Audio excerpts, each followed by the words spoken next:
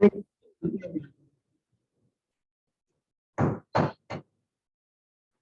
evening.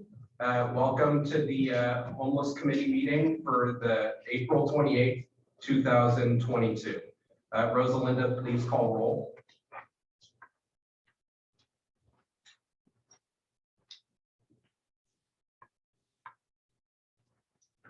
Chair Benjamin Strickland. Here. Vice Chair Stacy B. Here. Commissioner Kenneth Kern. Absent. Commissioner Leslie Mugen. Here. Commissioner Linda Cunningham. Here.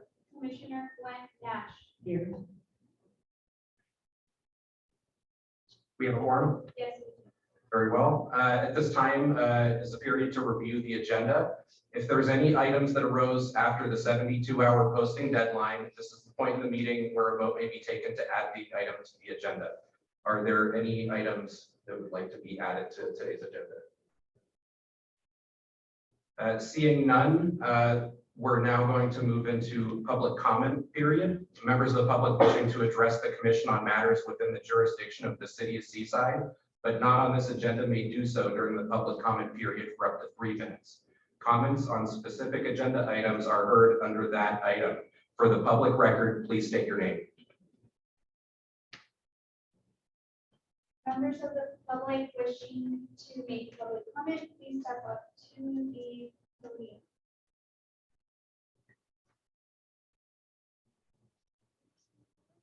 And we have no members from the public on Zoom wishing to make public comment. Very well. Moving on to the next part of the meeting is presentations. It looks like we have 4 presentations tonight, and I would like to accept the presentations for the meeting tonight. Presentation A, Coalition of Homeless Services Providers 5-year plan presentation by Roxanne Wilson, Executive Director. The recommendation is to accept the presentation. All in favor, say aye. Aye. Very well. Roxanne, the floor is yours. Thank you so much.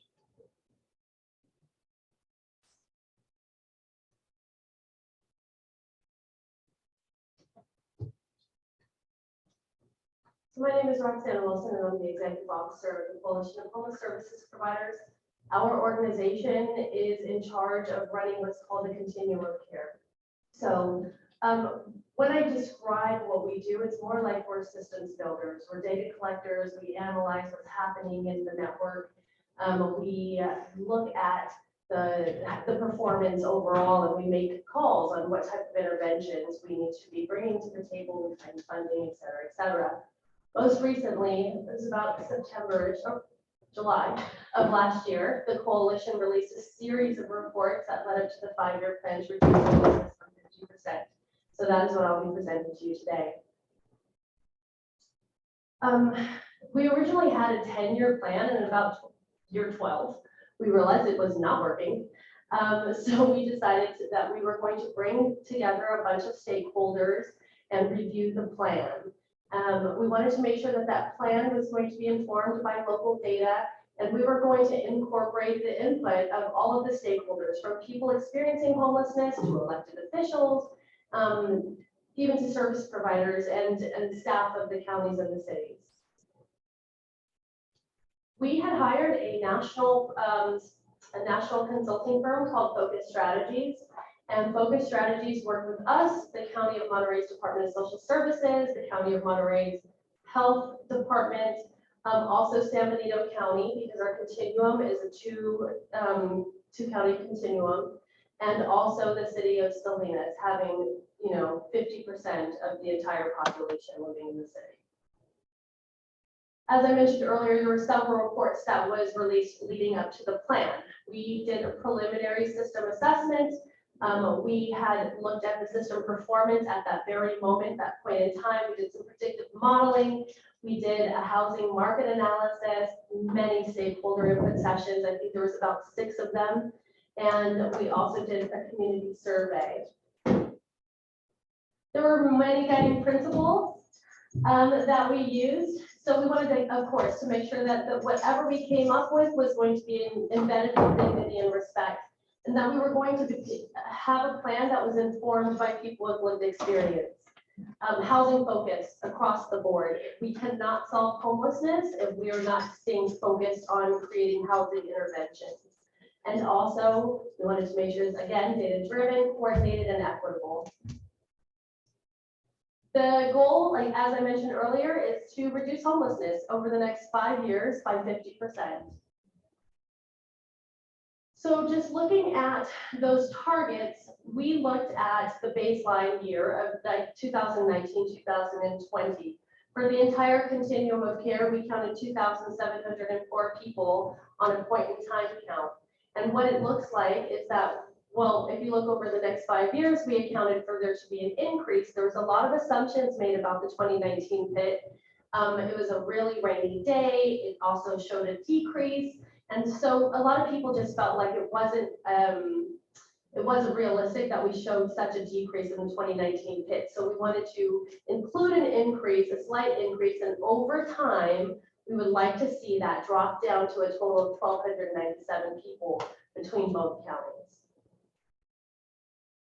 We also looked again at the system performance. We had noticed that, or we looked at 3 different factors. Are we actually helping people who are literally homeless in our programs? What is the length of stay that people are within those programs? And also, what is our exit rates to permanent housing? As you can see, the exit rates at the bottom, when we took this snapshot, emergency shelters were only exiting 12% of their clients into permanent housing. We would like to see that increase. By year 5, we need to see 50% of those folks going into housing by the time they leave your program. We want to see we want to truncate the amount of time that people are in those programs as well, because sometimes people may use emergency shelters like that is their housing intervention, but we want to keep people moving through the system, right? And we set some pretty ambitious goals. But because of the predictive modeling that we've done, we do believe that this is all very possible. But it's not possible if we're not creating housing. So if you can just take a look at I want to bring your attention down to the very bottom line. In order for us to hit these goals, we have to increase the production of housing fairly substantially. You may have read in the newspaper recently all of the home key projects that are going up around the community. This is all to help us hit that goal. By the end of year 1, we needed to create 180 units in Monterey County alone. The good news is that we've already surpassed that number because of the home keys. And we're just going to continue working with different jurisdictions, trying to find funding to get these projects off of the ground. Because again, it's not really a strap up your bootstrap situation. We don't have enough housing. I think it might talk about this a little bit, but if it doesn't, I'm going to do it now anyway. In the county of Monterey, for every 100 extremely low income people, we only have 16 units for them. So if you could just imagine playing musical chairs with 100 people in 16 seats. And this is not necessarily an issue when it comes to the person. The main industries in our community pays people below poverty wages. So if we're going to continue to have those industries inside of this community, we have to create housing that is appropriate for these people's income. And that is why we're talking so much about the need for us to create extremely low income housing. There are 3 overarching strategies to reach those goals. One is that we want to increase the participation by key stakeholders and leaders.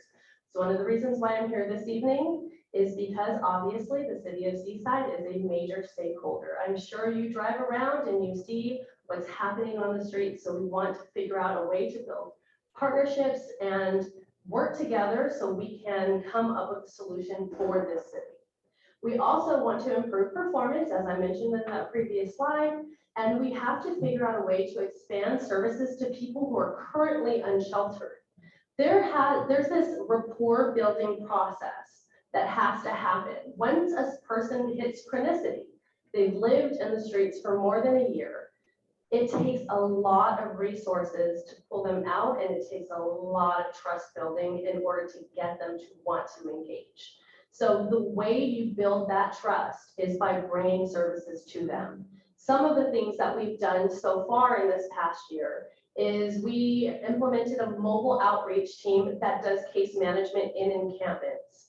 That by itself has been building a lot of rapport. We've seen an increase in housing straight from the train tracks in Salinas into permanent housing. So we're making substantial improvements in the way we serve this population. Just going over the key strategy area, we had a year one action plan. Every year we will take a look and see what we're going to do for that year. So I'm going to jam through this because I know that we're running out of time. We, of course, wanted to adopt a 5-year plan, check, invest strategically. We have now a funders committee. The funders committee is exactly what it sounds like. It's all of the funders. We're making sure we are being strategic about how we're spending our money and that the money is in alignment with the 5-year plan. And we also are building political will.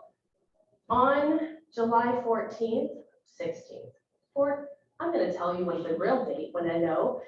We will be having a summit on homelessness. It is the first time we've ever done something like this. It is for elected officials, city officials, and we want to teach you all about everything there is to know about what it takes to serve this population, all of the money that's coming down from the government, how that could be used. We will be giving examples on how to clear an encampment. So I do encourage you guys to stay tuned and come to that summit once I get the real date. Also, including people with experiences, engaging with new partnerships, is centering on equity. Key strategy area number 2, that is the system performance. We have been working on homeless prevention programs. I do know the city of Seaside participated in the gigantic one, the ERAP. We are still working on other funding streams to keep those types of programs going. A lot of the stuff that you're seeing inside of this presentation has already been completed because we are entering into year 2. Again, creating supports for people to retain housing. You could ask any service provider, getting someone housed is the easy part. Keeping them housed is the hard part. So we're working on those long-term rental subsidy programs. Again, just really paying attention, using our data to inform how we do this. I don't think we've ever done that before. So that has been very important throughout this entire process, a constant theme. I will just go ahead and wrap this on key strategy area number 3, which is to expand the services to people who are living unsheltered. As I mentioned, we have already implemented a mobile case management team. We have also been working on implementing a street medicine team. So it's exactly what it sounds like in Salinas. It's a doctor that goes into encampments and provides medical services in the encampment. And we're also in the process of building a stakeholder group, people with lived experiences. I know that you guys know a lot of those advocates because I know that they have come to this meeting. So we are going to be pulling them together and actually paying them to help us with understanding how we could do this a little bit better. We are also trying to pull together some safe parking programs. I believe it's 20% of the people who we counted in 2019 were living inside of the car. A lot of those people were elderly, senior citizens and or families. And we definitely are paying attention to this population. We do not want them to land inside of a tent. As I mentioned before, when people land into tents and then once they hit that 1-year mark, it becomes very difficult to wrap around the services. Those lines are getting longer and longer, right? And I think that should, really quick. The priority populations, people who are experiencing chronic homelessness, youth and young adults. The coalition has been able to secure $5.7 million of renewable funding just to serve transition age youth. We are also trying to come up with programs for people who are undocumented. What we're learning is that there are definitely people with citizenship and immigration tangles that we are trying to untangle for them. And finally, the people who are re-entering into the community from the criminal justice system. You may note that families is not on there. It does not mean that we do not care about families. It's because everybody innately cares about families. You don't have to think twice about it. People always give to families. They always want to create programs for families. So we don't even have to call them out as a priority population because they will get served. The folks that we listed was very intentional because they tend to not get served. And finally, the coalition will be releasing in July a outward-facing dashboard. My lead data analyst is finalizing the touches on that. So it will be very transparent. The community will be able to watch us and see if we are hitting the objectives of the 5-year plan. Are our service providers hitting their thresholds for performance? And also, we just, again, want to hold ourselves accountable. We spent a lot of time and a lot of money creating this plan. So we have got to keep it off of the shelf on our desk and focused on making sure that thing goes through. And I guess that's it. Are there any questions? Thank you so much. Great presentation, amazing work. And I love that you've got identified, we need housing and we need the kind of housing for the kind of people. And a lot of it's for single people. Like we just literally as a country don't build housing for single people. It's expected that for everybody somehow to have 2 incomes or more. But we also have a water problem. Yeah. Seaside's overdrawn, Calhoun's overdrawn, Marina's overdrawn. One thing about people who are housing challenged, they just don't use a lot of water. And even though I understand we need housing, the conflict is where are we gonna make this water come from for all these people? Yeah. And it's a challenge. I actually think it might be harder than funding because you can go to a bank, you can get a loan, you go to the federal government, but how do you make water? Right. And you can't go to a bank and get a loan of water. And that was just one of the challenges. I didn't see it listed, but it clearly is a challenge with housing. Besides all the other challenges in our area is this water situation as I think it's a 1,300-year drought in California. It's a big one. Anyhow, thank you. And again, thank you so much. And I know you can't make water, but it is one of our challenges with housing is water. It is. And I think that's why the home key projects were so important because you're purchasing underperforming hotels and you're turning them into permanent housing for unaccompanied adults. We have, again, been focusing on that so much because that's who's outside. And while we've shown a decrease in the point in time count, we still feel like the community members want to see the difference outside. And we're not able to exhibit that because we've been building so many other housing that's not for them. But these home keys really have been a blessing for sure. Thank you. Thank you so much for your presentation. My question is kind of around the barriers that you're seeing to housing development. You have these numbers, the goals that you're wanting to reach. And I guess kind of going along with what some of what Linda was saying, what are the big barriers in our county and from the cities that make it really difficult to develop that housing? And, outside of the home key projects, are you hoping to develop, is the hope that there are going to be, new big developments? And what are those main barriers and other things that you see the city and county being responsible for, able to kind of collaborate a little better? Well, water is certainly the biggest one, especially for peninsula cities. We've met with many peninsula cities and everyone is saying the same exact thing. I don't think that the coalition or the continuum of care is really interested or supportive of these gigantic homeless centers. I think one, no jurisdiction wants to actually own that. Secondly, it's not fair to require people to travel, and Monterey County is a very large county. So what we're proposing is that if everybody does a little something, we can see a big difference.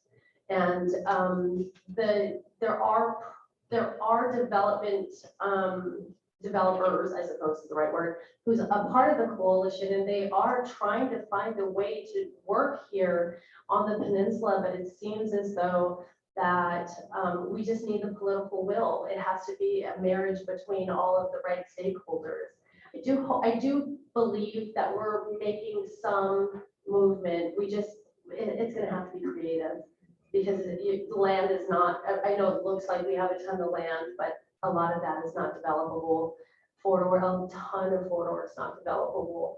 And again, the water continues to be an issue. So I know some jurisdictions are really implementing ADU programs. I think the ADU programs are probably the fastest way to increase production. I don't know if the city of Seaside has an ADU program. We do? Good job, Seaside. But yeah, it is really going to be about being creative at this point.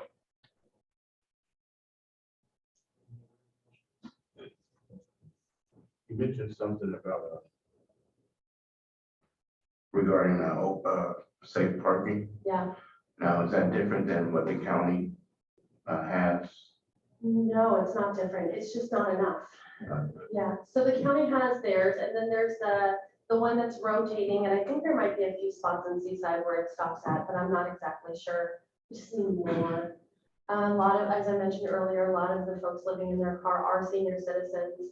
And a lot of the ones that we helped out when the coalition ran Project Room Key, who were living inside of their car, were senior citizens. They were from the peninsula, and they didn't want to leave the peninsula. So once Room Key shut down, they went back into homelessness. And we had nowhere to send them, and we tried like everything, but it just didn't work out.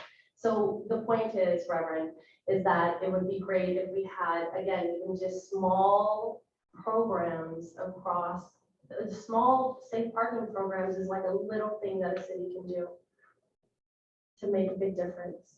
And also it helps outreach teams be able to find them. So when the outreach team finally gets a voucher and we're so excited to give this to this person and we can't find them anymore, that's really like a major gap in the service provision that we have.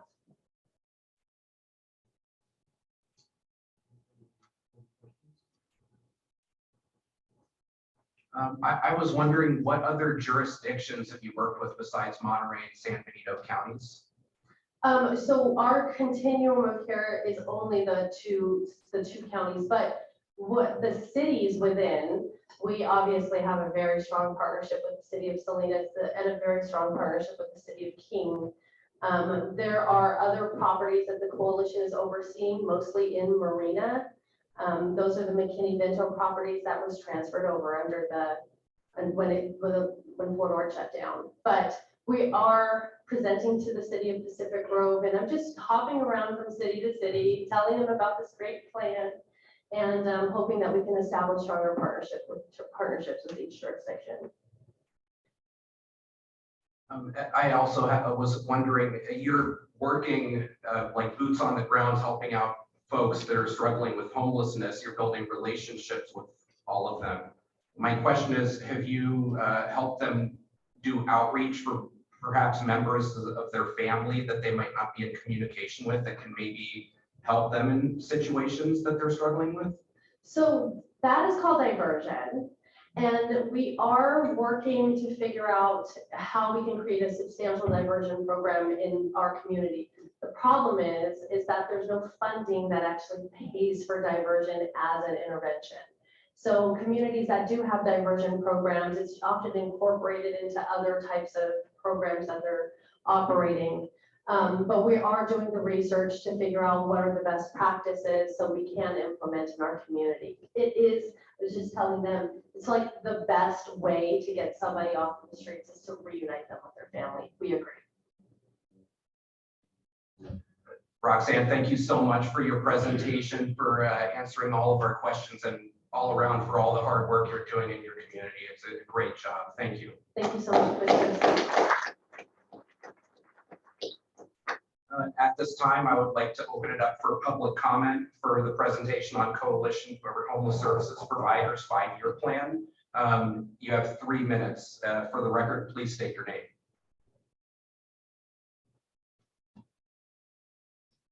members of the public wishing to make public comment, please step up to the podium or raise your hand if you are on Zoom.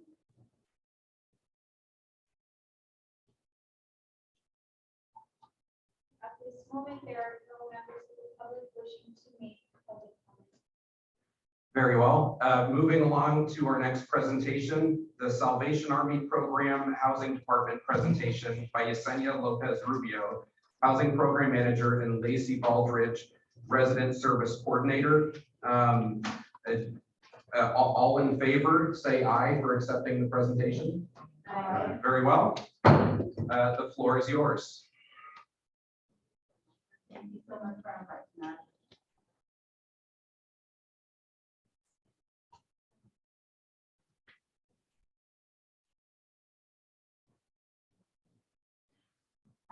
So my name is Yesenia Lopez Rubio. I am the housing program manager for our housing department.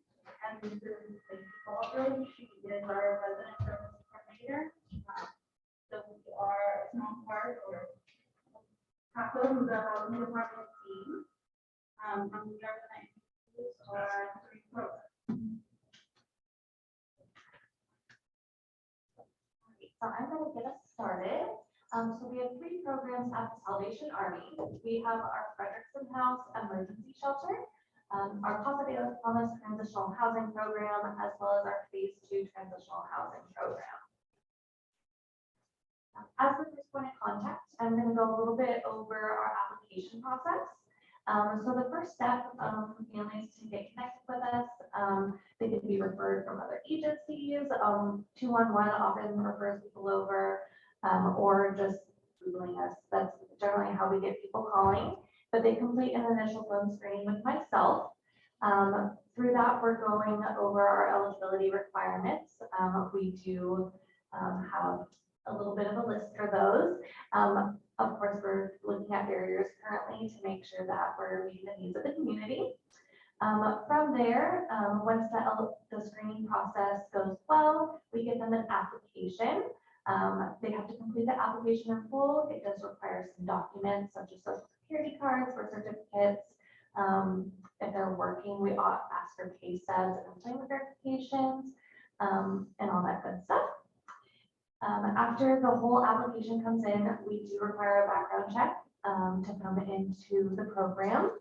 So then once that's all completed, it gets passed on to Yesenia, our housing program manager.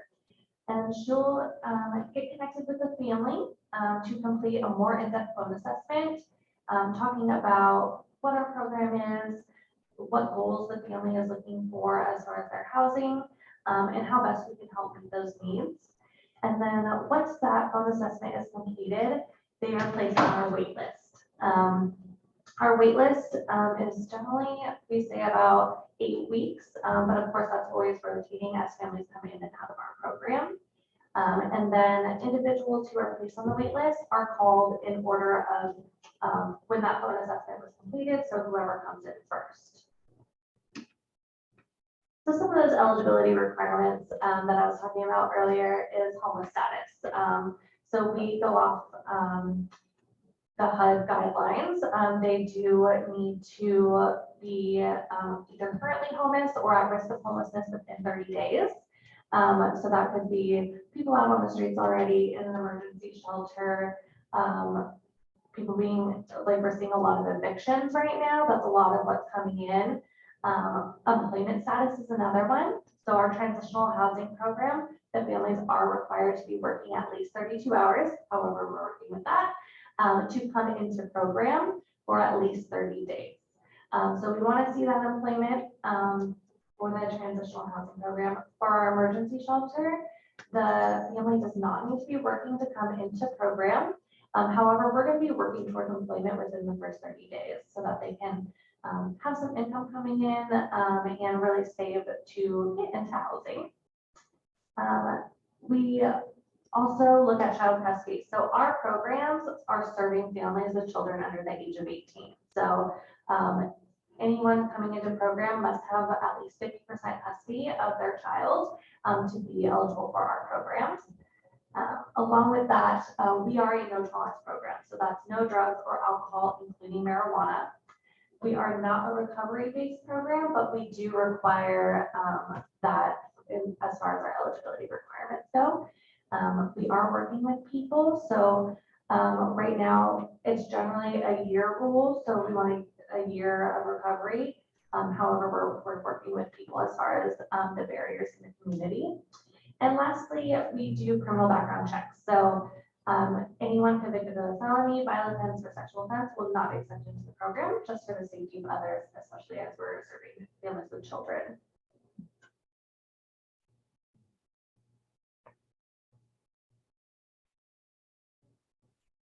So with part of our program, it is program participation is one of our biggest goals. And so with that, one of the things that we do is have case management. So that is our one-on-one connection with the family. And so for our emergency shelter, our Frederickson house, it is on a weekly basis. For our transitional housing, it is on a bi-monthly basis, so twice a month. During that time is when we really focus on what are some of the goals and that you want to work on while in the program. Whether it's, as Lacey said, being able to find employment, really working on financial management, working on housing. So those are just some of the more basic goals. There's sometimes they get a little bit more tricky when it comes to families and children. Making sure that they're in school, so just making sure that families have the basic needs. We also have monthly workshops and monthly house meetings. So with some of those, with the workshops, it's mostly people from the presenters from the community that will come and do a presentation, and it can be on financial management, nutrition. We've had management companies. So we have a lot of different experts that come in and will help families with the life skill workshop. For our house meetings, it is mostly for safety reasons and kind of getting to be getting connected, families connected within our program, so that way they don't feel that they are alone in this kind of situation. And then we also have unit inspections. So with unit inspections, it's mostly like helping families keeping a certain standard of the unit, but like if they have any issues, sometimes this is the first time a family has moved into a unit, a studio, a 2-bedroom house, and don't know really how to keep up with certain things because they haven't been used to that. So that's something that as a caseworker, you can definitely help families walk them through that process. So this is one of our programs. So this is our Frederickson House program. And so Lacey is the caseworker for that program. This is our up to 90-day facility. So it is a really small program. We only have 4 units. So we are only able to take 4 families at a time. Each family does have their own unit, and so within the unit, the second picture is an example of it. So there is a queen-size bed, there's bunk bed, there's a small kitchenette. There's also, they have their own private restroom as well. So this is not a space that is shared with any other family. There is a community room that is on site, and that does have a full-size kitchen and community space, so families are able to use that as well. And as Lacey mentioned, for this program, families don't have to be working to enter the program, but that would be one of the goals that they would be working towards. Or be able to find or increase their income as well. Our second program is our transitional housing. And so that gets split up into 2 different programs, but they're pretty much the same thing. Our Casa de los Palmas and our phase 2, both are transitional housing. And both are up to 24-month programs for families. So they have to have children under the age of 18 and they have to be working as well. For this program, because it is a longer term program, and they are, you'll see right now, they're kind of like townhome style. There is a deposit fee of $500, and there's also rent that is based upon their income. So that would be 30% of their gross income. So this is an example of our Casa de las Palmas. So for this facility, we have 9 units. We do have an on-site staff member for this one. Each unit in this one is a 2-bedroom home. For all of these, they are 2 stories. All of these units are fully furnished. So families can just move on in, and sometimes you have families coming from their car. They just move in and they will have everything ready for them when they move in.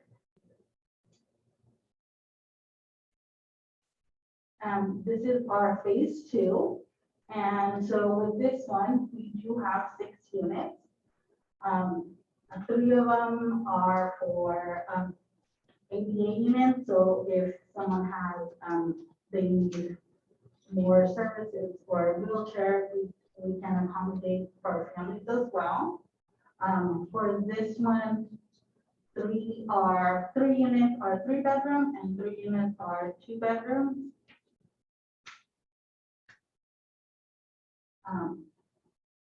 So as Lacey said, the first step would be for families to be able to do a phone screening and connect with Lacey, and then that way she can help them through that process.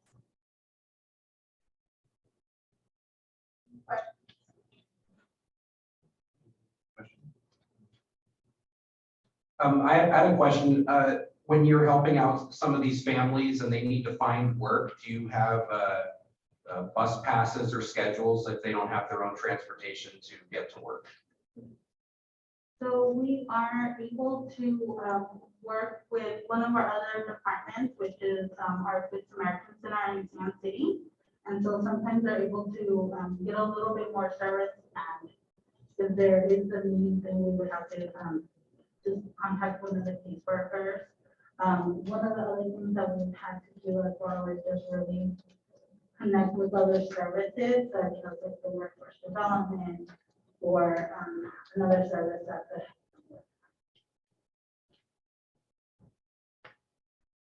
Thank you so much for being here. It was great. Quick question. So after 24 months, what happens? That is a question that we try to answer for the whole time that they're in the program. So from day one that they come into our program, that's one of the things that we talk about is housing. Because as Roxanne said, housing in this area is very, very limited. And so from the very beginning, we focus on making sure families can get on any available waiting list. Sometimes they're like, well, we just started this program, we can have up to 24 months, and I will tell them, it goes by really, really fast. The 90 days will just fly by. So it's important from like day one, let's try to come up with, have a plan for plan A, plan B, plan C for that house, because it is really tough. As part of the planning for 24 months, you guys connected them to like career support and things like that to get some training, job training? Right now, we are working really closely with the workforce development. So they have different trainings. They do like employment seeking and other services. A lot of our caseworkers also have other caseworkers through other agencies. So they are able to kind of not only get resources from us, but also get from other places as well.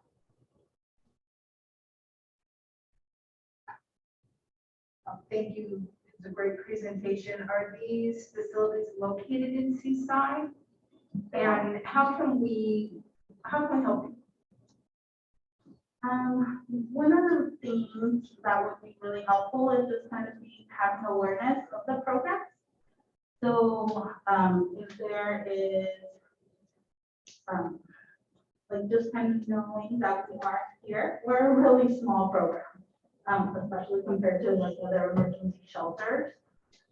So just kind of knowing we're actually pretty close, like our new office is right down the street. So just being aware, sometimes we might have to call like the police department, the fire department. So, we've met with in the past with like, the different officials, so they know like what our program is about, they know like if we call, what kind of emergencies might come up as well. And so just kind of spreading the word that way. And of course, because we have different presenters that we might have, so that can be something as well, if we have any like workshops or if there's anything that, that you would want to, like if there's an expert that would be willing to present to our families, then we can definitely like get connected that way too.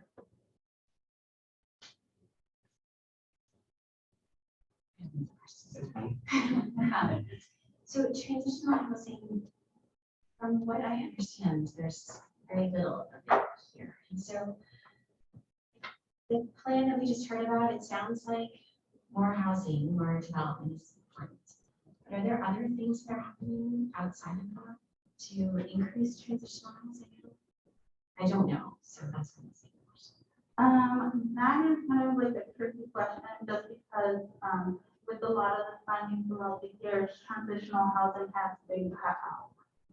So with our funding, with our transitional housing, it's not funded through like any government, contract or anything like that. So that's mostly funded, like that's through Salvation Army.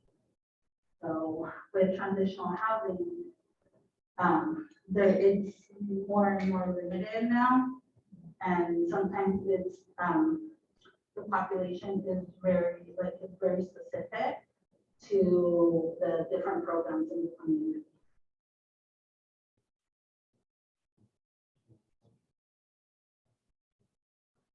Thank you so much, Yesenia and Lacey, for your presentation and for the work you're doing in our community. Thank you so much. At this time, members of the public wishing to make comment on the Salvation Army Program and Housing Department presentation, you have up to 3 minutes. For the record, please state your name. If there are any members from the public wishing to make public comments, please step up to the podium. If you are on Zoom and wanting to make public comment, please use the raise your hand feature or press *9 if you are on a phone. At the moment, we do not have anyone wishing to make public comment. Very well. Moving along to our next presentation. It's a presentation by Marissa Kobylinski and Mitch Davis, iHealth board members. The recommendation is to accept the presentation. All in favor, say aye. Aye. Very well. The floor is yours. Well, thank you very much, commissioners, for having us here. We feel very honored to be a part of this. And what we have for you today is we're going to start off with a little short video that we made a while back, and then which Marisa and I are starring. So then People don't want their pictures. And then we have a slideshow for us, and we'll talk about our mission, how we provide emergency shelter, expenses and funding. And then I'll talk about that. And Marisa will start with the in-kind donations from the community. First, of course, she'll talk about who we serve. And then we'll talk about the community of Seaside and the kind of support that the community provides to our program. So we'll start first with the video. 1 second. Sure. You probably thought we were Yes.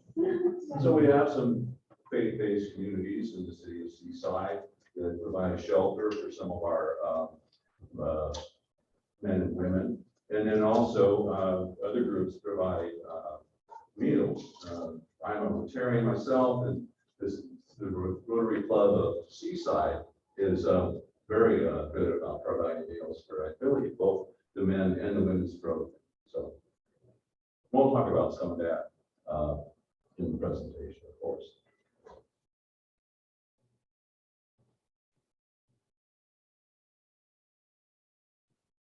Just through The the Venmo link is the best one. I think it's right there.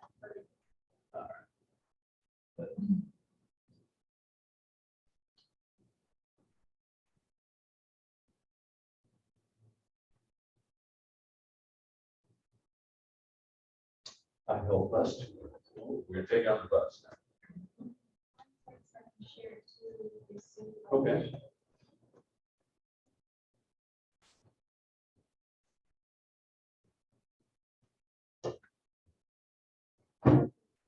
People know about us.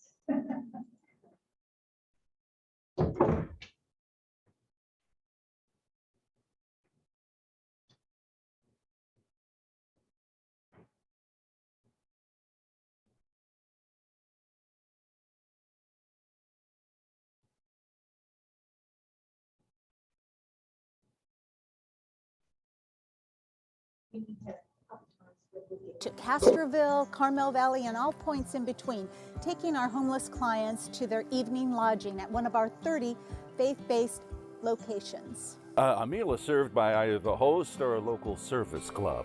A social worker and monitors help our clients find work or benefits or just relax. The bus then returns the clients to the pickup spot in the morning. Let's take a look inside of the bus.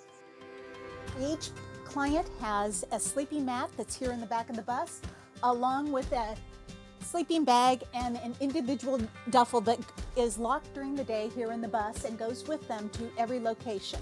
iHelp is an emergency homeless shelter open 365 days a year.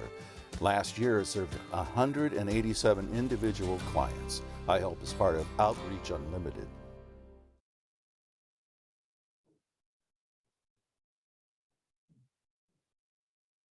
Now we'll go to our presentation, and so that just gives you a little overview of what we go through, how we transport people in the buses. We have 3 buses, 2 that are always used, and 1 in case we need it. So to keep the buses running is one of our biggest expenses, and we'll show that to you also. So Outreach Unlimited is actually the name of our group, and iHelp is what we operate under. And that's the Interfaith Homeless Emergency Lodging Program. Now, our mission is Outreach Unlimited helps those who are homeless work toward becoming more self-reliant, and that's what we're looking for, by offering at least some nightly shelter, food, and support targeted towards each individual's need for stable housing, employment, or benefits. I like to say that I think what we help do is bring people who are looking for a step up and at least get some shelter and some food. Now, sometimes it takes a while. It can take a year or more, as some people earlier talked about, and that's really when they're entrenched. It can take a while to get out of that. But at least they get some meals and shelter. Now, we're the only emergency shelter on the Monterey Peninsula. And for 30 years now, we've been serving adult men, and 7 years with adult women. As been mentioned in the video, it's 365 days a year. Emergency shelter works for other places that get released. Some people are released from CHOM that come to us, and we're the emergency shelter for local police, and of course, as mentioned before, 211. Now, here's about our expenses, and you can see now what we're showing here is our fiscal year 2018 to 2019, because that was the last period of time, of course, before the pandemic. And I'll just mention that during the pandemic, we provided 24/7 shelter for a lot of people, but we couldn't let them rotate in and out. They had to stay with us, of course, because everybody needed to be protected. But we're back to post-pandemic, thankfully, almost back to normal. So you can see most of our expenses do come out of, well, the buses, gas, paying the drivers, the program staff. Program expenses and office expenses are really very small in comparison. And of course, taxes, like anything, is you're gonna have workers' compensation and insurance. And we do not have an executive director. We have a working board. So we don't spend a lot of money on, well, any money actually, like paying somebody to run it. Now, does back up. Oh, there we go. So here's how we fund it. We have individual donations. We do a lot of fundraisers. We send out letters. We recently started partnering with Pizza Kitchen, California Pizza Kitchen, and had some fundraisers there. People nominated to see what's going on. Faith-based communities, as I mentioned, government grants, and then just other grants. And then our fundraiser once a year is possibly the past. Now I'm going to hand it over to Marisa. I just want to mention we are MC Gives, and that really is become one of our biggest funding sources. I just wanted to talk a little bit about the breakdown of what we're seeing is when we say we want to have people get out of work, it's really, that's a wonderful goal, but if you're over 50 or if you're over 60, there's not a whole lot you can do.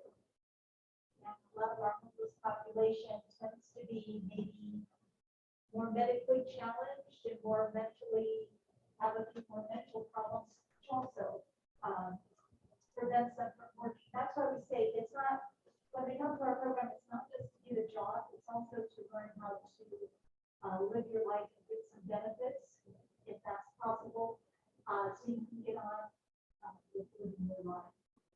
Particularly with our women, they do tend to skew a little bit older. We do see some women walkers and with oxygen, and we can't keep them for very long. You know, they can't get up and down off the mats, but the hospital calls us, we try, but that's really an area that's really not covered. And then we talked about it some, I think before, aging people who just don't have a place to go, seniors that don't have a place.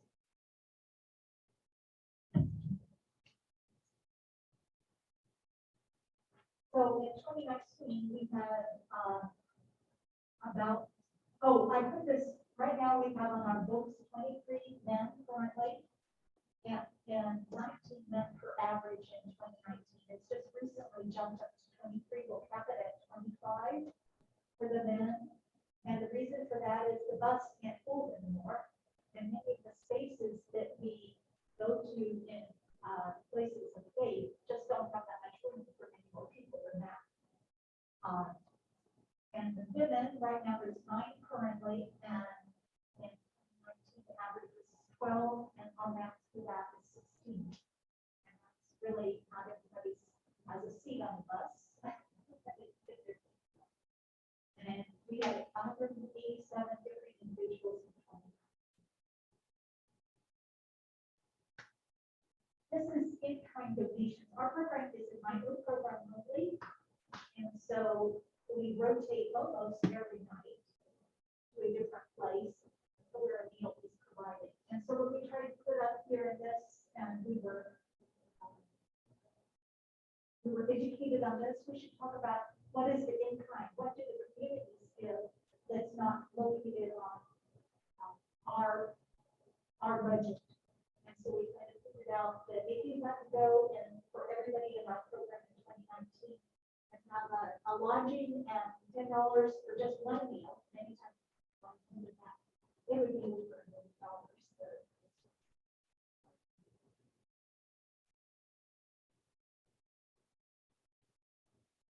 So community schools, we said about 30 hosting communities of faith, 30 meal providers, and so that's like 60 community groups providing in-kind donations. So I just we wanted to highlight for you some of the things of what's happening in Seaside and how Seaside is supporting us. This has changed recently after COVID, that a lot of our communities no longer could host us because other people had come in and used the space. So we were going to add a loss here in community. Seventh-day Adventist Church is hosting the women like 4 to 5 days a month. We don't post our schedule outside or on our website so that, for safety reasons. But I'll say that that is a big thing to do 4 to 5 days a month. Greater Victory Temple Chapel is hoping that Adventist Church across the street is boosting with funding and other donations. That's a lot of toilet paper and different stuff. Lighthouse Baptist Church hosting the event funding. Emmanuel Church of God was a previous event host, and Ocean View Baptist Church was a previous event host. For meals, again, it's the Seventh-day Adventist Church, Lighthouse Baptist Church. And then the Seaside Latter-day Saints, a meal once a month. And Seaside Latter-day Saints, one men's meal a month, Seaside Rotary, one women's meal. One of our board members is a Seaside resident, Rosemary Maxton. And 31 people in our donor database live in Seaside. So you guys are really our presentation, so lots of time for questions.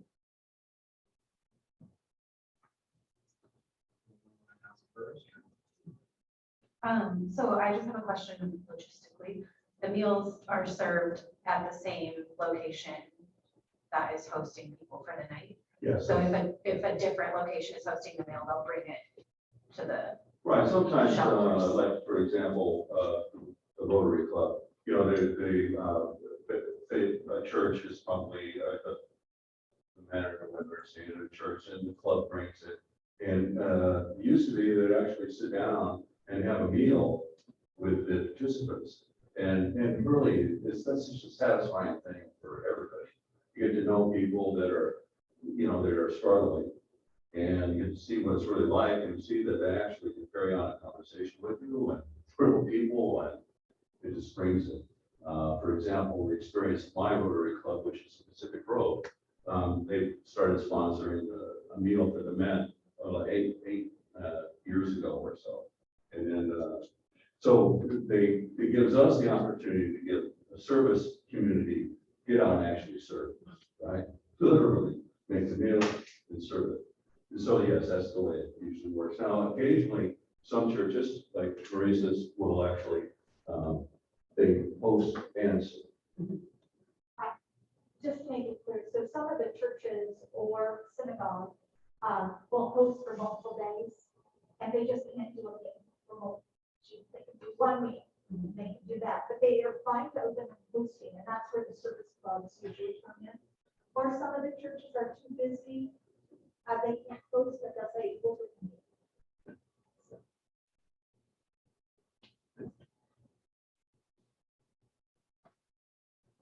I just enjoyed everything that you had to offer today. And I'm just wondering, how, as I missed it, how do the individuals become associated?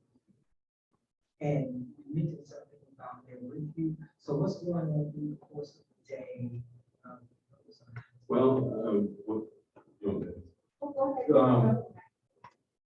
well, okay, we use the bus, and at the end, in the early evening, 5 o'clock or earlier, there's a pickup point at the Naval Postgraduate School. And then from there, we take the men and the women separately to wherever their host is for the evening. Then the meal comes in, is provided. And as you saw in the video, the sleeping bags and the mats and some of their things are kept in the buses. And then in the mornings, they're provided some food for the day, but we can't provide shelter. So they're back in the streets doing what they do. Many of them work, if they're capable of working, it gives them an opportunity to do that. Usually it's day jobs. We have one of our, for the men, a lot of the men are into working in construction. Our program director is a contractor. He manages to get these guys some work. It's very nice, and then they often get on their feet and move on to shelter, maybe back to their families. But during the day, it's not all of them. But the ladies get dropped off close enough to make it to the gathering for women for a lot of them. So the gathering of women, the women kind of partners provides big time deals for them And showers and showers, and case management. which is good. Some of the men are offered the chance to go to the Seaside Good Samaritan Center. Some choose to do that and several don't because more of them. But just to elaborate on the program that we're saying, is our program director for the men is a contractor. Some people are interested in learning the skills or working with them. He can help them get jobs, and what's really nice is he's there to kind of shepherd them through a job. Because sometimes people have been homeless for a while, their work ethic is not. It helps to have a coach. Yeah. But we can't offer all kinds of things like that. So do you keep a track, you know, I'm not this too, but a track record of these individuals that are sure that you're running the point?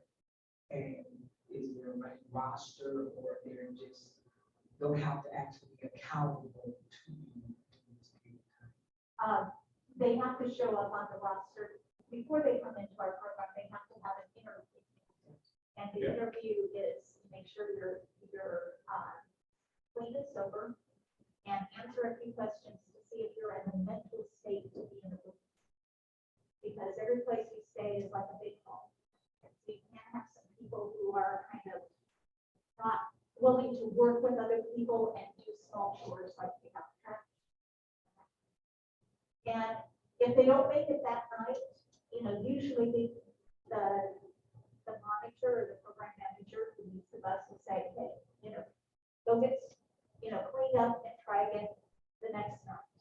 So it's not a forever time, but if it happens like continually, then, they'll be exited. Usually people who end up exiting the program, one is by choice, two is we've had some addiction children in the past. And then the good thing is people get a job and housing, so they reconnect with their family, and that happens too, at least once or twice a month, that we really are excited about.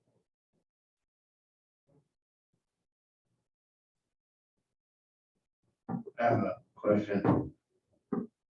So are there any current openings for housing or feeding from the faith-based community? I would say that we're always open to that. There's some places that have offered to host more than a night because we weren't able to fill in. And so, yes, I would say there is. Yeah, it kind of goes on and on, yeah. Uh-huh.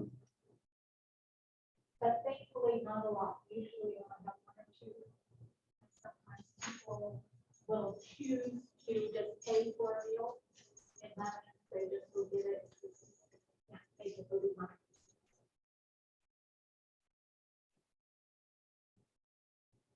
Well, I think your program is fabulous, and we're very fortunate to have Ryan Help here on the peninsula. I have to say, it really hurts my heart that I wrote down seniors have no place to go. And it just is really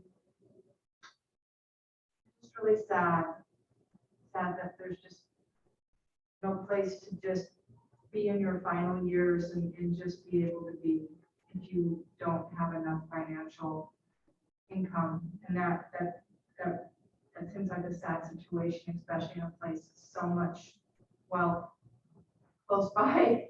Some might say excessive wealth, but I did want to thank you for all that you do. And I wish I had asked this of the first group of presenters. Is there something we can do to help you as the Seaside Homeless Committee? Well, we always can use help from funding. So that's we've had that before from the city of Seaside has helped us with funding in the past. And that's always what we need. And I would say for the men, just having some showers would really help. I know you're talking about that, but the women with the gathering, they have showers and sometimes there's, they have access to showers at Salvation Army.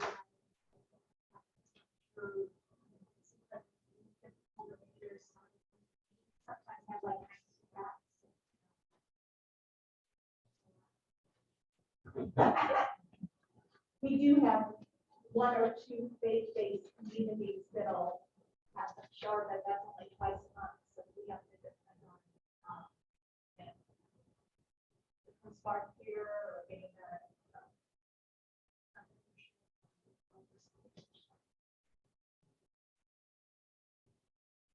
We love the brochures and some, Some business cards. business cards. I had a few questions, if you don't mind. So, So if I recall, it was 23 men on one of the buses and 18 women on the other. I guess my question is there anything that's preventing you from servicing more? Like, would you guys need additional shuttles or additional drivers? Like, what would be preventing you from servicing more folks in the community? well, there's several issues. One is the size of the bus, of course. And we're going to start a program soon where we're looking at trying to get a capital program to buy a electric bus. It's actually a larger electric bus. But right now, the buses we use were previously part of Long Range Solutions Transit. They went out of their service and gave them to us. So the course means it's a little expensive up because they're older buses. But that is the thing, because we can only, there's also the size of the accommodations that we find. There's only so much space in those, and we want people who can get so cramped. That's part of the problem too. And then we have to have monitors that, monitor, make sure that everything's okay, and they don't run into much problems, but there's only so many people that they can handle each too. So one, we've discovered, we've come to the conclusion that about 25 men is the most that one monitor can handle. Sometime, hopefully, we're in this program because we hope it goes away, but it's still here and it's needed and it rotates. So I think when you look at the number of how many men or women we help a year, because not all of them come all the time, it's an emergency program. So hopefully the emergency is over and they move on. But it also, just as was presented on the first presentation, you should talk about when people are chronically homeless, how difficult it is to get out of that. And sometimes they'll stay in our program for a couple of years and then finally.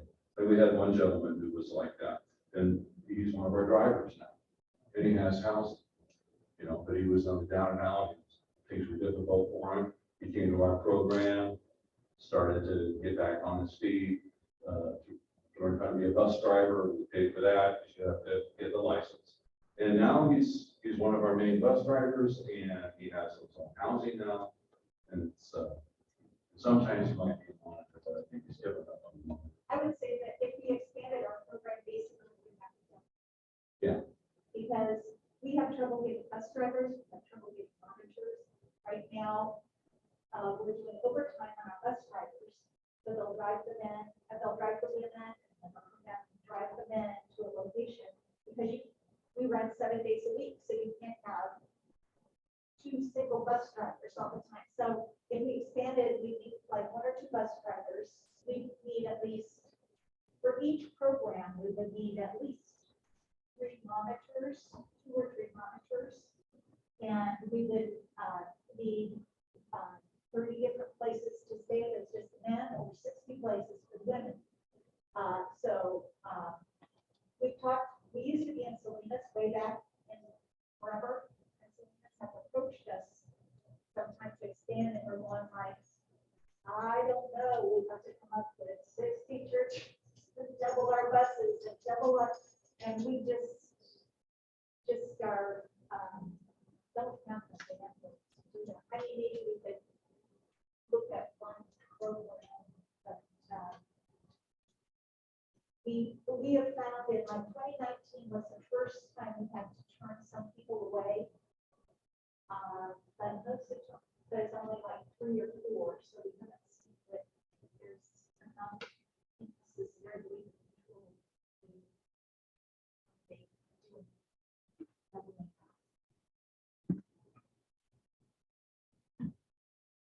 I I did have another question. I heard you talk about a schedule of feedings or other services that you keep private. You don't post it online for safety reasons. I was wondering if you could elaborate on that and also what criteria would need to be met for you to share that information. Well, I would say it's for protection of the participants and their privacy, and especially for the women, because a lot of the women are in the program because they are coming out of bad relationships. And so we don't want people to be able to look that up and find out who they are. So it's just really a safety issue. The other thing is we want people to ride with us and do our questions and stuff before they come. We don't want them arriving at a place and just walking in and say, I'm here, you know. And that's also for the safety of the place. So who visit, if you provide a meal, if you're hosting a meal, you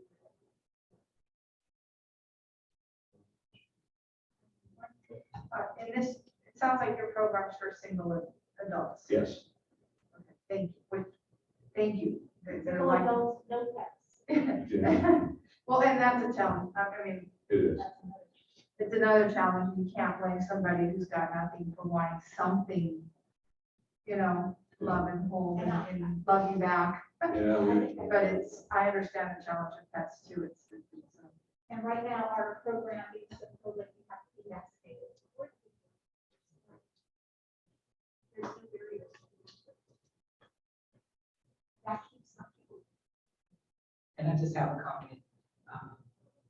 Don't doubt yourselves because you did a wonderful job with your presentation. Oh. You're just moving stars here. Beautiful job on your Oh, we really appreciate it. Listen. One other question. You mentioned something regarding the Seaside Seventh-day Adventist Church and Victory Temple Church of God across the street. That they were collaborating together because Seventh-day Adventist Church is hosting more nights than one or There are feeding 4 to 5 nights. 4 to 5 nights a week. Come on. No, A month. Okay. they're only hosting 1 meeting. Yeah. Okay, my name, off the record or on the record, whatever, is Pastor Murray. I'm the pastor of Ocean View Baptist Yes, I Church. know. Oh, good, I yes, work I on know. the state base. Okay. They're a strong supporter of us, so. Yeah, and been for a mighty long time, started in Pacific Grove at the Community Baptist Church. And the second year of I helped being formed. So yeah, a lot of history was there when the buses was first recommended, when it was newly formed of the Outreach Unlimited. So, and this is my pet peeve of homelessness and health. So off the record, I will contact you to see what Ocean View can get back into. But for sake of clarity, we had to pull out because we had pipe problems. And for health and safety reasons, right before COVID, we pulled out, but it was for safe and health reasons for the men and the protection of the men, of the piping problem within our church. But we would love to get back involved any way we can. I would love to have this. Well, yeah. We're on the-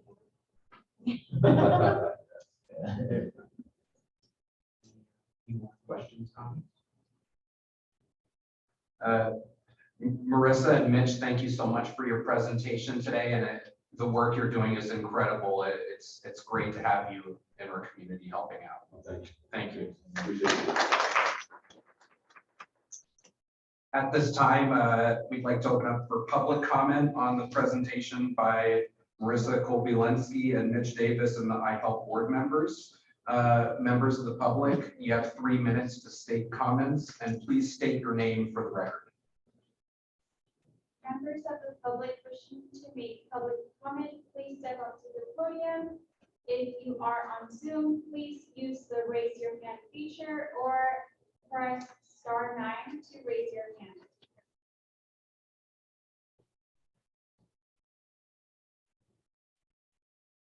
At this moment, we do not have any public comment. Very well. Moving on to our next agenda item, presentation video, Haven of Hope on Wheels and Portable Hygiene Unit.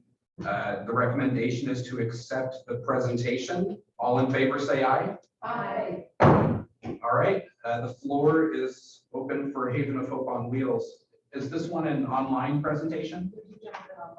Okay.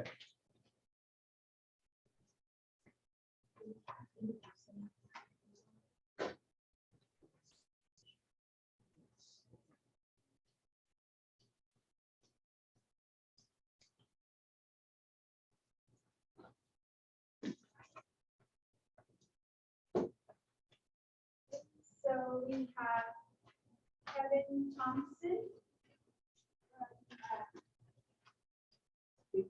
Haven of Hope on Wheels online. Mr. Kevin Thompson.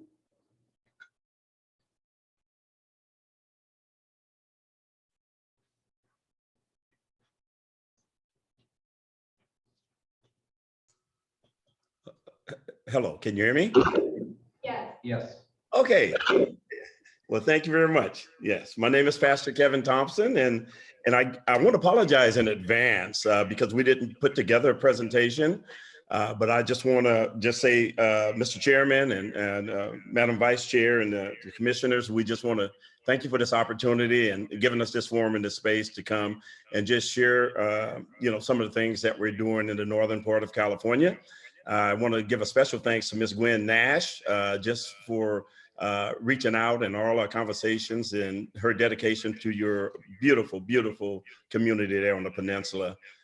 So as I understand it, I guess you're going to just show a video presentation, and I guess there'll be a question and answer after that, if I have it right, sir. Yes, thank you.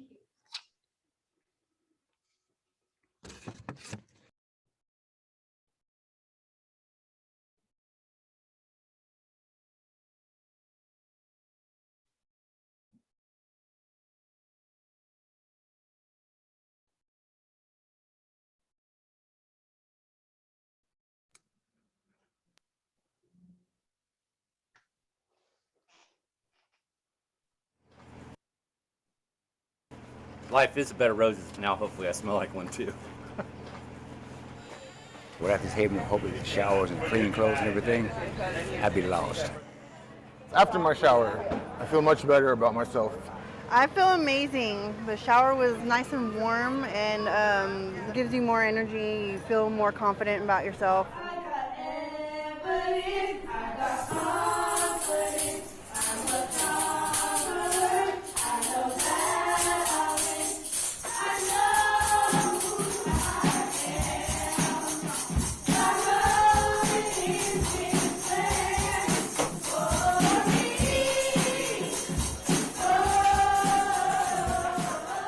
We're excited to have an opportunity to offer the Haven of Hope Hygiene trailer to those less fortunate or those that might be displaced or be unhoused and unsheltered, not in a position to take a shower or wash a load of clothes.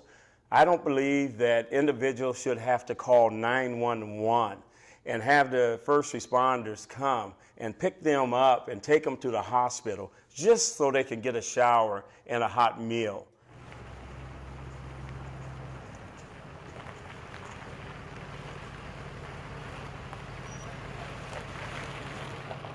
Okay, we're at the Hope Center offering services for our Haven of Hope on Wheels Hygiene trailer. And our normal protocol and procedure is when we show up at the facility, we normally have our staff come out, they set up. As you can see, they just simply, this is the washer and dryer room. This is where we offer our laundry services. They take that, they actually bring down the stairs, and we come in, we make sure that everything is clean and it's available and all the apparatus are in place and the water is working. It's hot water and cold water. Windows and mirrors are clean, the pedestal sink. We have a toilet available in the shower. We make sure that there's soap and shampoo for every client in the shower. And after each use, we come in with our staff and we clean it from top to bottom. So we never shower back to back without a thorough clean for obvious reasons. And we also have an intake process. A table would be set up outside, and each client that we offer services to, they will give us their pertinent information, and we ask them if they want to do laundry while they're showering. Many do. I think that it's a good idea. I think it's a good cause to help people in need. It's something that's really, really needed in Butte County, and especially in Oroville. It provides people with some basic necessities that many of us take for granted. So we started our project in July of this year, 2019, and we launched at Open Door Church, which is a local church here in Oroville.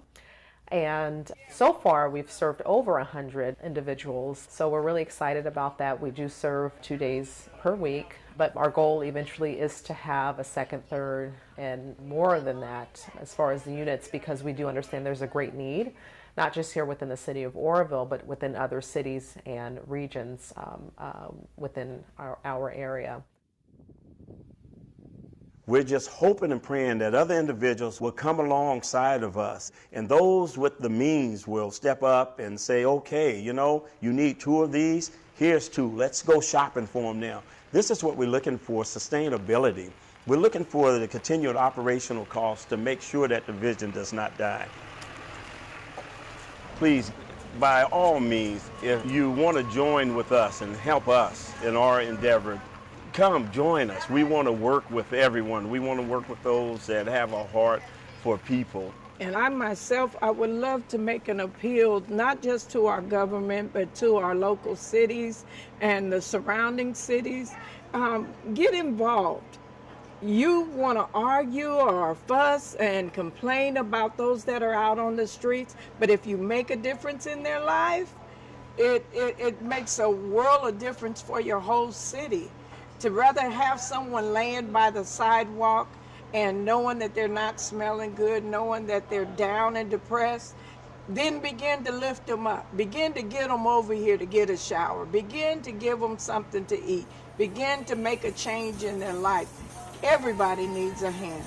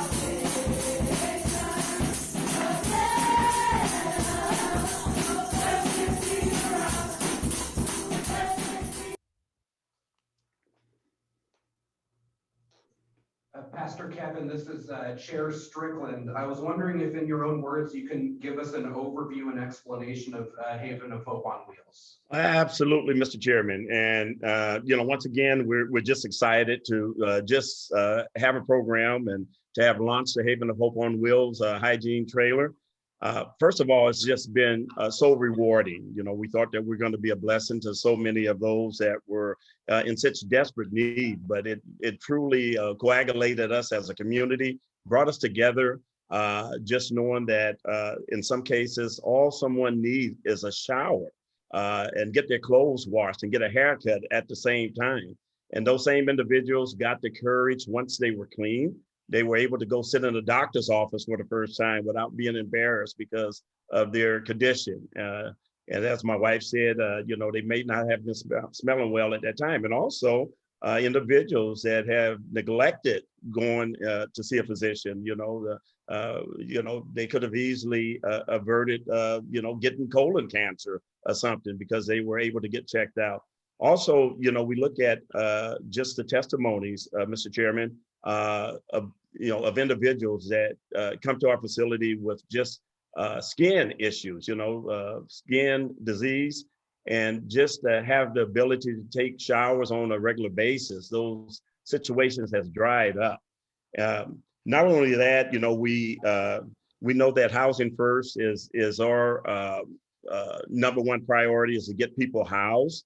That's another opportunity they have to go to the housing authority, to go seek out a Section 8 voucher, or go submit an application to a potential renter. These are the things that we look at, but we know we couldn't do it alone. It had to be a relationship. And that's why I'm so excited about what you all are doing down in the peninsula. You guys ought to tip your hat to each other, because everywhere you go, they don't have that same spirit, that same desire to help those that might not necessarily look like us or roll in the same circle. So the Haven of Hope on Wheels, as Keisha mentioned in the short video, we launched this in 2019. That was our first unit, and we had our city council and many others that have bought into the vision that I brought to our community with funding. Our city council gave they gave a portion. They gave $175,000 toward the first one. Obviously, it costs more than that.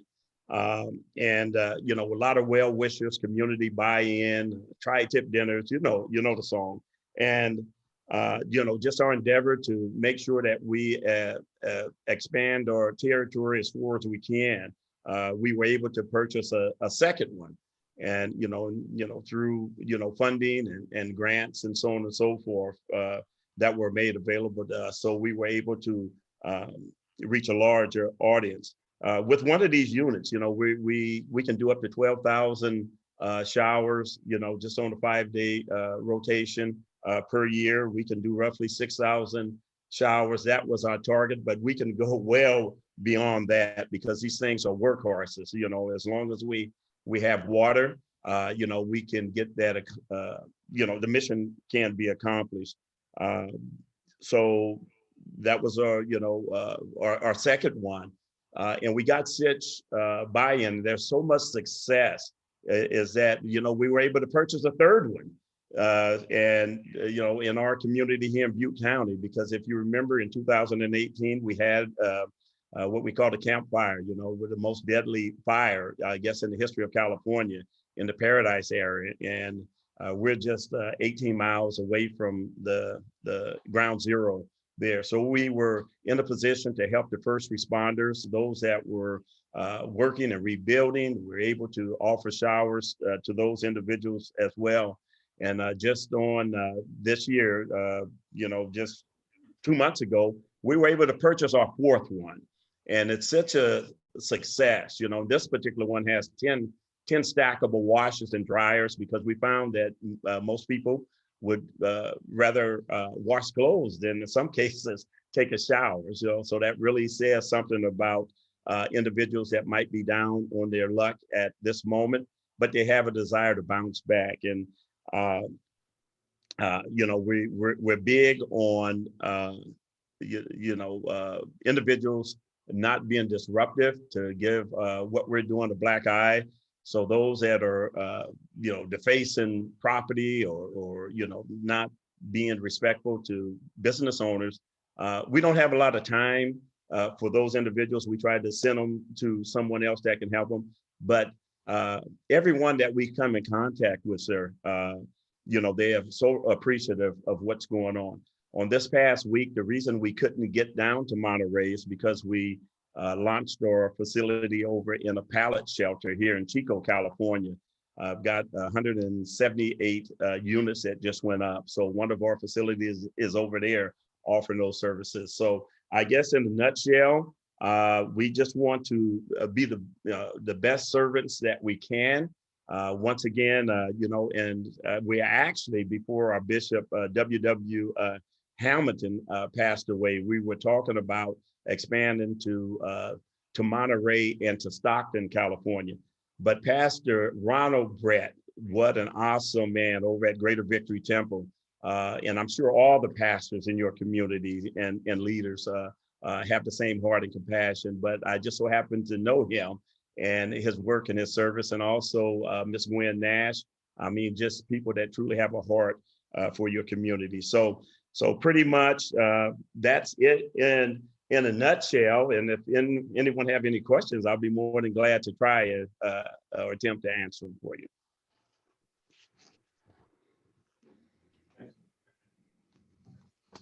Pastor Thompson, Kenneth Murray, Commissioner on the Homes Commission, City of Seaside. Thank you for the work that you do, the ministry that you do, and God bless you. And wow, what an impact it will make here in Seaside.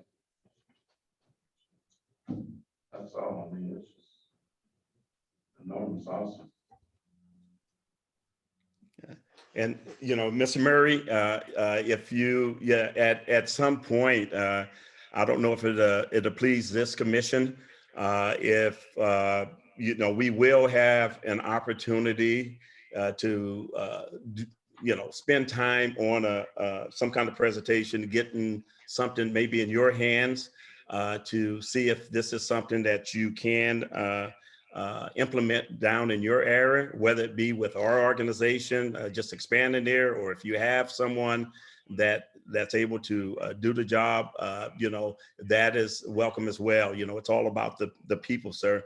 And, you know, I know that there's a lot of funding, and I might mention that a lot of our funding come from the Continuum, from the COC and other grant opportunities. And I think if we all got creative together, I believe that we would have an opportunity to seek out funding. I tell you, people are truly hurting, and we're not just actually serving homeless people. We're serving people that are coming to our facility after they've worked 8 to 12 hours a day, and they kick their boots off, and you can see the dust coming from their shoes. And they come and get a hot shower, and they wash their clothes and get ready for the next day. And these people have beautiful cars, you know, but they just can't afford to get into housing. So housing is our #1 priority. With that, we also just, I might say too, that all our facilities that we have are completely paid for. You know, we don't owe anything. We've also just purchased a 6-bedroom, 4-bath home, brand new. That well, they actually land the concrete foundation for the steps and the sidewalk now as we speak, and we're going to open that up to individuals that we have encountered, you know, out in our works in our community.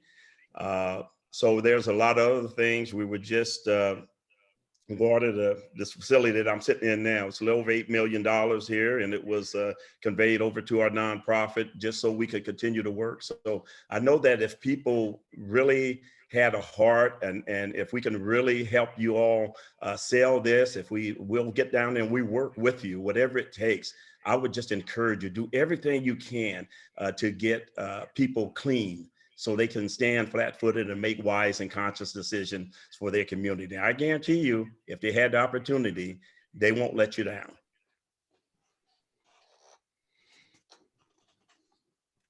Commissioner Linda Cunningham, I would thank you so much for your presentation and just your inspiring words and your enthusiasm and willingness to help other people so everybody doesn't have to reinvent the wheel.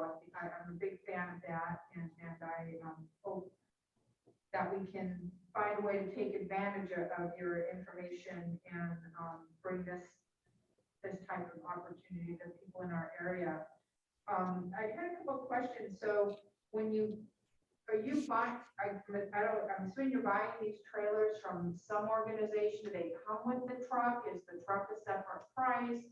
Is it a propane that is heating the water? And is everybody at these The video had the young lady at the table checking people in, the cleaning, are those all volunteers?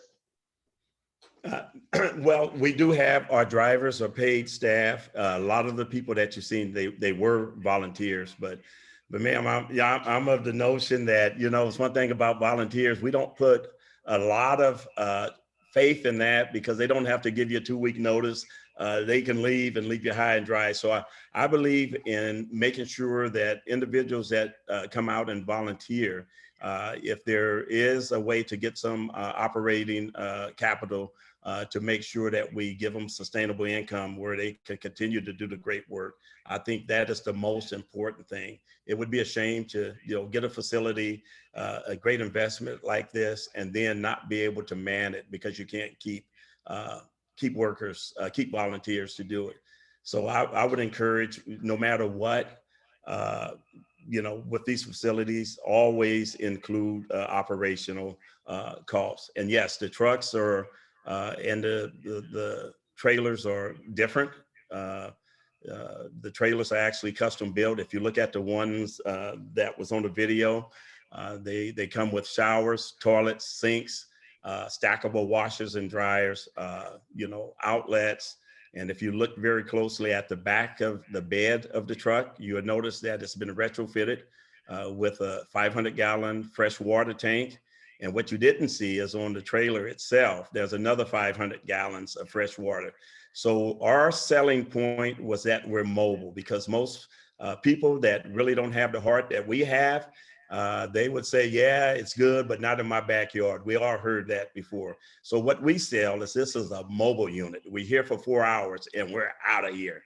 We're here for 8 hours and we're gone. It won't have, people won't have the time to set up and be a nuisance to the community. So mobility is the key.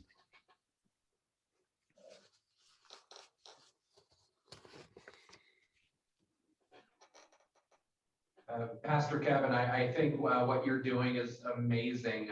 We've had discussions about mobile shower units. It's been a hot topic and just wondering the logistics behind it. So I just wanted to thank you for for all the work you've been doing these past years, and then two, taking your time to come and speak with us tonight. Thank you so much. Thank you, Mr. Chairman. Thank you. At this time, members of the public wishing to address the Haven of Hope on Wheels presentation, you have 3 minutes to do so. For the record, please state your name.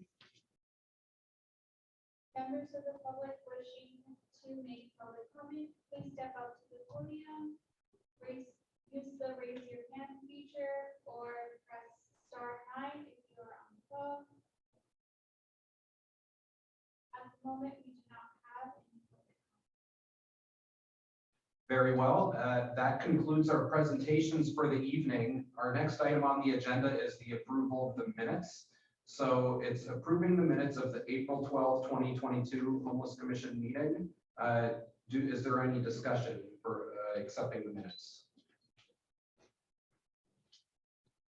Seeing none, do I have a motion to accept the minutes? Commissioner Cunningham moves to accept the meeting minutes from the April 12, 2022 meeting. Commissioner Barnes, second. Very well. All in favor of accepting the minutes, say aye. Aye. All opposed, say nay. Any abstentions?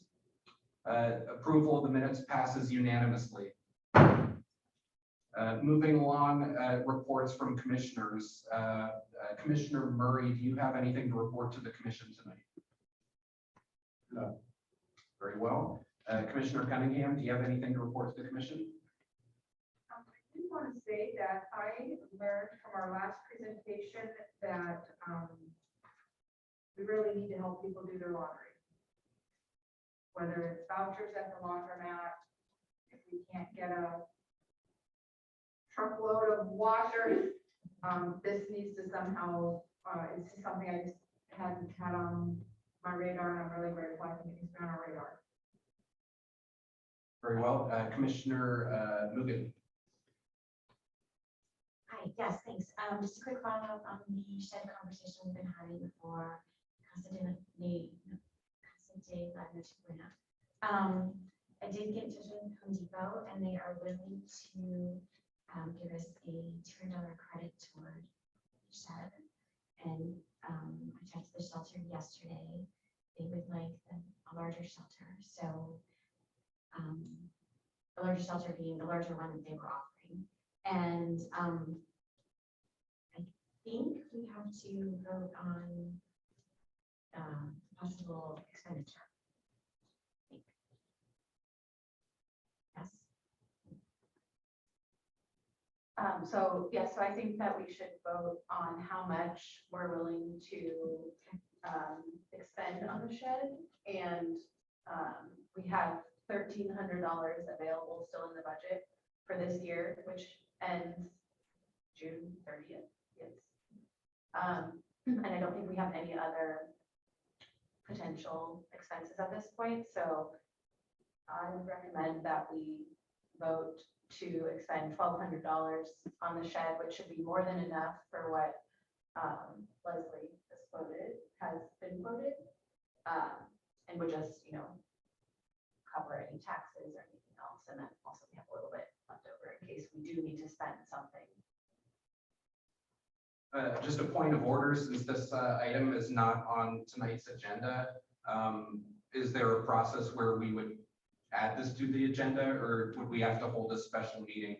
Could staff clarify that for me?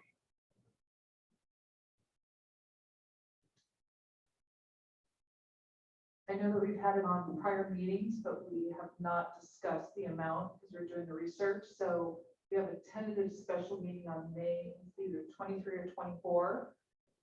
So I think that would be a good time to put it on the agenda, approve it, but in the meantime, we'll do all the logistics and what time to purchase that. Very well, and I look forward to as many special meetings as possible. There's a lot of good work to do. Commissioner Nash, do you have anything to report to the commission at this time? Commissioner Beast? I would like to report that I believe it was last week or the week before, there was an open house hosted by Community Homeless Solutions in Marina. It was in the Preston Park area, and they have Section 8 housing. So I go there, they gave me a tour of one of their new Section 8 housing units. It's a pretty incredible. And as far as I'm concerned, rent in Section 8 housing, after you wait on the wait list and then you get approved for it, I believe it's 1/3 of your overall income. So that was the tour. And while I was there, I just made a lot of connections with a lot of folks in the community helping out with homelessness. And I was asked by a member of Community Homeless Solutions to, I guess, be a guest speaker at one of their next meetings, but they would all look forward to meeting all of you other commissioners. And I just wanted to share that with you and keep you guys posted on that. And that's all I have to report at this moment. Are there any reports from staff? So as your staff liaison, and because of your good work as commissioners, I was able to provide the $1,500 check to Deacon Stanifer in lieu of Pastor Lusk, who had to travel back east. So he's in possession of the check so he can buy food, which will feed folks in need for the next 3 or 4 months. So he's very grateful. I got a great photo. I'll make sure that's posted on our city communications. And I just also want to, just as a staff member, acknowledge all these speakers are here tonight because of your work, not my work. You made the connections, you had the vision, and I watched your faces tonight, and I think keep carrying on with the vision and the passion, and we're going to continue to support you. So good job as a commission. Thank you. Rosalind, anything to report? Very well. At this time, do I have a motion for adjournment? Make a motion that we adjourn. Do I have a second? All in favor, say aye. Aye. Any opposed? Abstentions? All right, meeting's adjourned.